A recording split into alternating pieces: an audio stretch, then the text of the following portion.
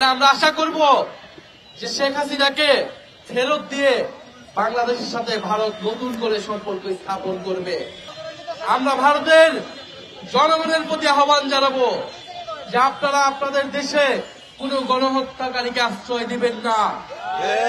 ভারতের ছাত্রদের প্রতি আহ্বান জানাবো, জুলাই আগস্টে যেভাবে আপনারা আমাদের সমর্থন জানিয়েছিলেন একইভাবে আপনারা আমাদের এই বিচারের আন্দোলনকে সমর্থন জানান এবং আপনারা দাবি উঠান যে ভারতের মাটিতে কোনো গণহত্যাকারীর ঠাঁই হবে না।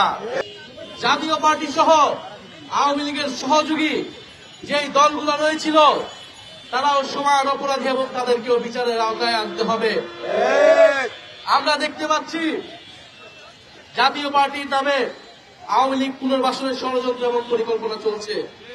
5ই আগস্টের পরে অন্তর্বর্তী সরকারের উদ্যোগে যে ঐক্যমত্য কমিশন প্রতিষ্ঠা হয়েছিল সেই ঐক্যমত্য কমিশনের কোথাও জাতীয় পার্টিকে ডাকা হয় নাই। নির্বাচন কমিশনের সংলাপেও জাতীয় পার্টি এবং 14 দলকে কোথাও ডাকা হয় নাই। তাহলে কোন বেসিসে তারা নির্বাচনে অংশগ্রহণ করবে?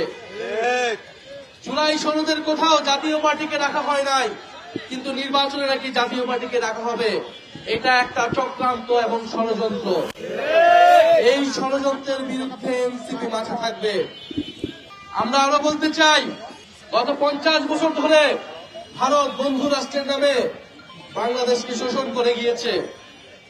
গত 15 বছর ভারতের প্রত্যক্ষ এবং পরোক্ষ সহায়তায় বাংলাদেশের ফ্যাসিবাদ চেপে বসেছিল। সেই ভারত সরকার শেখ হাসিনাকে আবারও তার দেশে জায়গা দিয়ে বাংলাদেশের বিরুদ্ধে ষড়যন্ত্র অব্যাহত রেখেছে।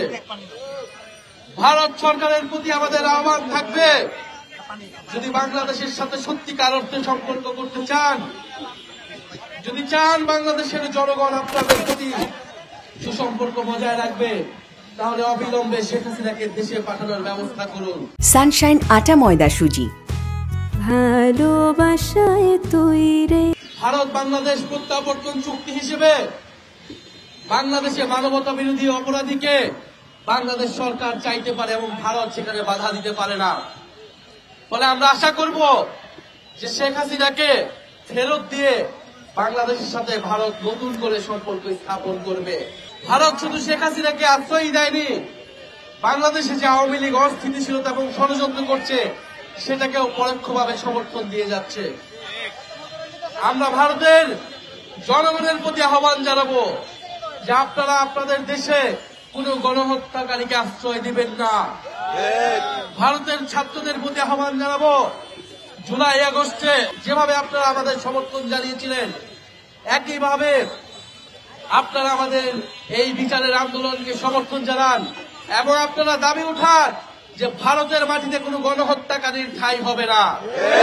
আমরা চাই ভারত বাংলাদেশের জনগণের মধ্যে সেই মৈত্রতা, সেই ঐক্য অটুট থাকুক।